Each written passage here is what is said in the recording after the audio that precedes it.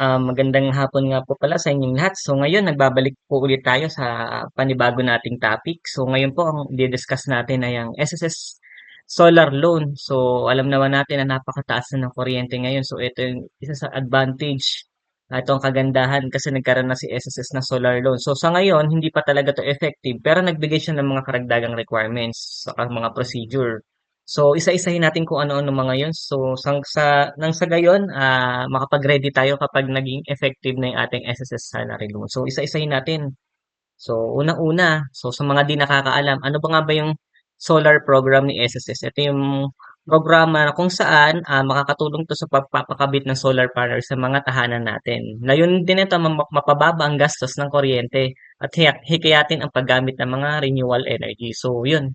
Ayun ang kagandahan nitong sorry, ng SSS Solar Loan Program natin. So, second, sino bang maaaring mag-avail nitong benefits na to? Ito, medyo free. Ito yung pinaka-importante sa lahat, yung kanyang requirements. So, unang-una, kailangan active ka ng SSS. So, monthly ka nagbabayad ng contribution mo. Pangalawa, dapat pasok tayo sa tinatawag na mandatory provident fund na kung saan ah, ito yung additional na binabayad natin kay SSS kapag malaki yung ating kino-contribute.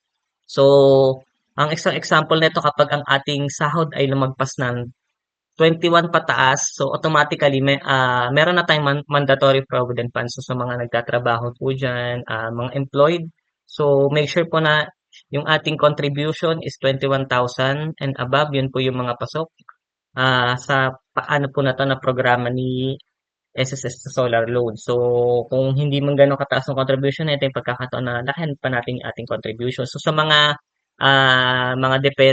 mga voluntary diyan na nagbabayad, so ang kailangan yung bayaran every month is 3,750 para para maging ma-avail niyo yung mandatory provident fund at ma-avail niyo 'tong SSS solar loan program nila. So, yun, ayun yung mga requirements na ibinigay ni SSS sa ngayon. So, ngayon wala pang further additional requirements na inilalabas si SSS pero mas maganda na yung naka-ready tayo at handa tayo. So, ano nga ba mga benepisyo nito?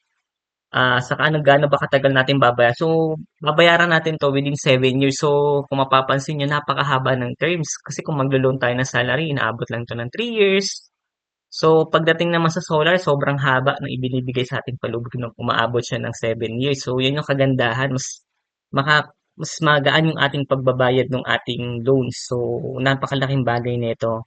So, siyempre yung das, ano ba yung benepisyo nitong solar? So, napakalaking benepisyo 'to. Unang-una, mababa yung ating bayarin na kuryente.